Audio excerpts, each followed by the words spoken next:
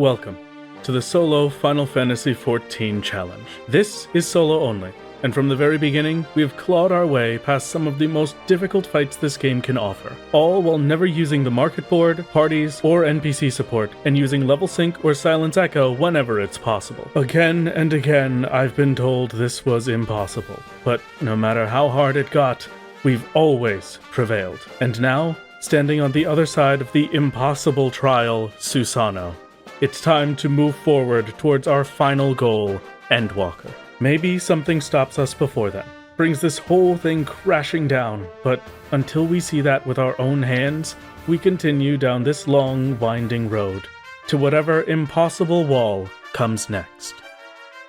The road we have walked has begun to fade away. Every expansion so far, things have gotten harder and harder, but this is unlike anything before. Laid out before us is a grotesque, horrifying arrangement of dungeons and bosses, each with a knife to our throat, ready to cut us down at the slightest misstep. That confidence I once held, believing we could do anything, is slipping. Shadowbringers has begun.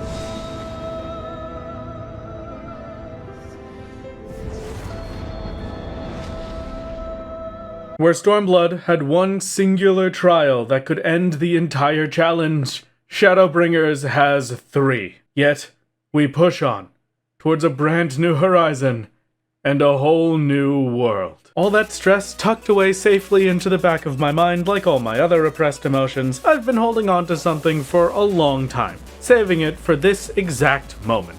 We are 34 days and 11 hours with solo right now. 827 hours. We are now in Shadowbringers. Congratulations, NPCs and everyone else.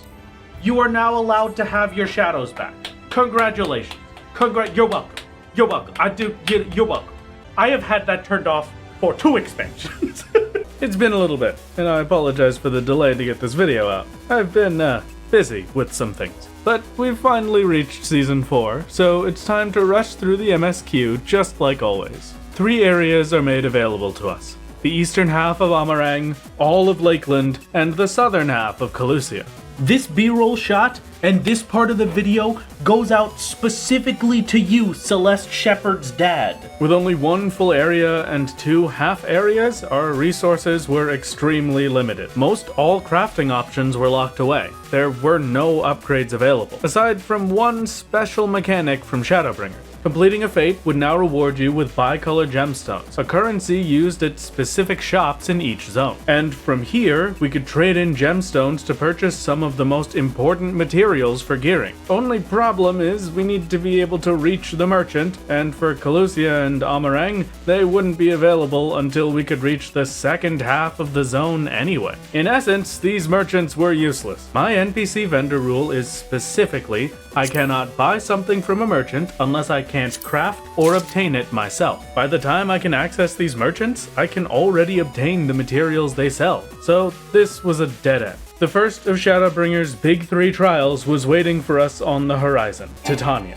Even from here, at the very beginning, we need to start planning upgrades, thinking of anything that could get us past the King of the Fae. But we have nothing. And so, we're stuck with naught but the gear that got us through Stormblood to face off against the first dungeon, Holminster Switch. Unlike nearly every dungeon before this, there's not a single enemy in here that isn't a threat. Just 1 set of 3 dogs rips through our armor like nothing. And for a chance at surviving just 2 bears, I need to use all of my mitigations. Every pull was slow and meticulous. 14 minutes lost to add, we reached the first boss. Hello, God. Forgiven Dissonance. The Path of Light is a raid-wide, dealing 4,600 damage. Brazen Bull summons orbs at the side of the arena as Gibbet Cage hits anyone close to the boss. Shortly after, the orbs explode in a plus, leaving a small corner of the arena safe that Dissonance dashes towards with Thumbscrew. Then, each orb casts a line AoE, Light Show, while Dissonance sends out a massive cone AoE, Wooden Horse. Afterwards is another Path of Light, Hillary, a tank buster, dealing 9,000 damage, and the boss summons their orbs with Brazen Bull once more. This time with a new pattern and 2 safe spots. If you pick the wrong one, Thumbscrew takes up the entire space, forcing you to dodge out at the last second once the initial hit goes off. From here, the fight repeats, dropping low to heavy hitting auto attacks, healing back up during the Brazen Bull phase, and slowly but surely chipping away at the boss's health. After 10 minutes, Forgiven Dissonance falls, and we move on. Beating up the gremlins that for some reason were important enough to be in the Shadowbringers trailer, we reach the second boss, Tesleen the Forgiven. The Tickler is a tank buster, dealing 9,000 damage. Scold's Bridle is a raid-wide, dealing 3,000. And then, Fevered Flagellation places markers above every party member's head, showing the order in which they'll be hit by the attack. Normally, in fights that have a multi-hit mechanic like this, I end up tanking every hit, but for some reason, Tesleen is merciful and only hits us once. Exercise, a party stack, follows, dealing 11,000 damage and leaving ice on the ground. Standing in this ice will deal damage over time. One more Fevered Flagellation, a quick dance from the boss. What the heck are you doing? Did that have any meaning, or was it just... Okay, doesn't look like it.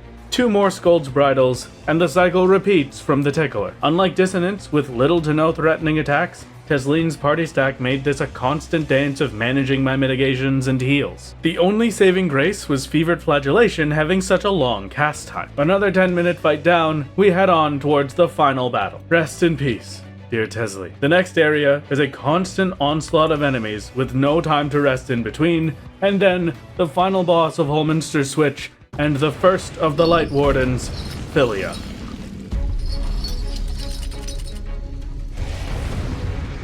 So Philia, hear me out. Alright, chat, you're going into emote only mode for a bit. Scavenger's Daughter is a raid-wide, dealing 4,300 damage. Head Crusher is a tank buster for 10,000, and in just the first few moments, we're down to half health. Pendulum follows up with a proximity AoE centered on me and at the center of the arena. 7,000 more health gone. And then, the fight ends. Fetters is not good. What? Please don't be instant. Please don't be instant. Please don't. It's an AoE. It's not going to be instant. It's not targeted. Right? Volnup, 4K, 5K, 5K. Hey, not bad.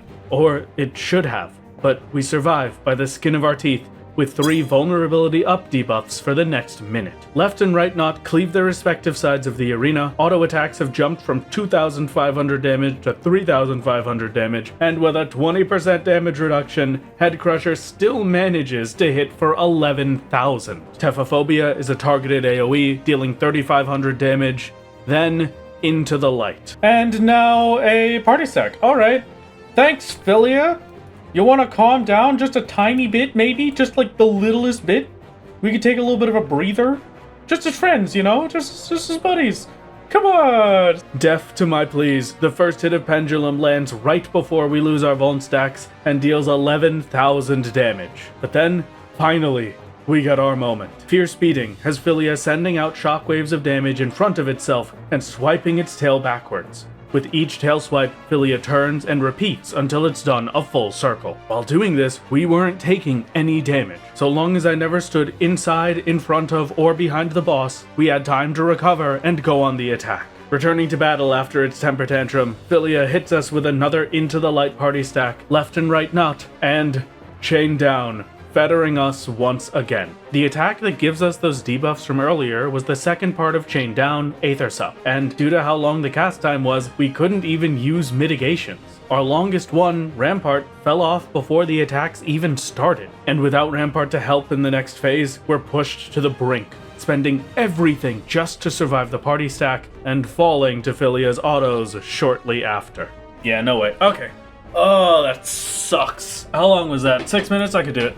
Just gotta go quick. We began this boss fight with 27.5 minutes left on the dungeon timer before we get kicked out. And with that death, we got to see the real scale of things. I had gotten the boss to 76% health. It took just about 5 minutes to get through 25% of the fight. Realistically, this would be a 20-minute boss fight. With just 22 minutes left, we had to be quick, but there was still a chance. This time, I tried using my shield, Shake It Off, to prevent one of the Vuln stacks. Unlike Rampart, which only lasted 20 seconds, my shield lasted 30, but I didn't manage to use it in time. So I throw it on as soon as the fetters end. Through the rest of the cycle, something felt off. I couldn't understand why, but for some reason, I was much worse off than before. My last attempt had gotten through this on the first try without much issue, but I was forced to use Holmgang and dropped to 1 HP. Holmgang prevents me from dying for 8 seconds, but it wouldn't be back for the next set of attacks. This wasn't sustainable. At the next chain down, I tried to shield once again, this time actually getting it, but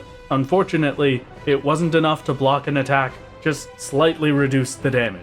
And just like before, we're on the back foot during the next phase of attacks. With no Holmgang to save us this time, we die once again. Back to the fetters once more, this time we fully block an attack, making it deal 0 damage, but the Vuln stack goes through all the same. And just like last time, we die to Pendulum afterwards. No matter what I did, all of a sudden, I couldn't survive that 12,000 damage right at the end, just seconds before reaching Fierce Beatings. For now, we rest and try to come up with a plan. Another run at this point would take an hour minimum just to get back there, and I was pretty exhausted from the long day. And then I forgot to clear up some space, so the video for this one died. Enjoy the lower quality experience of the stream vlog. The next day of stream is a new week, which means a new Wondrous Sales to complete. One line?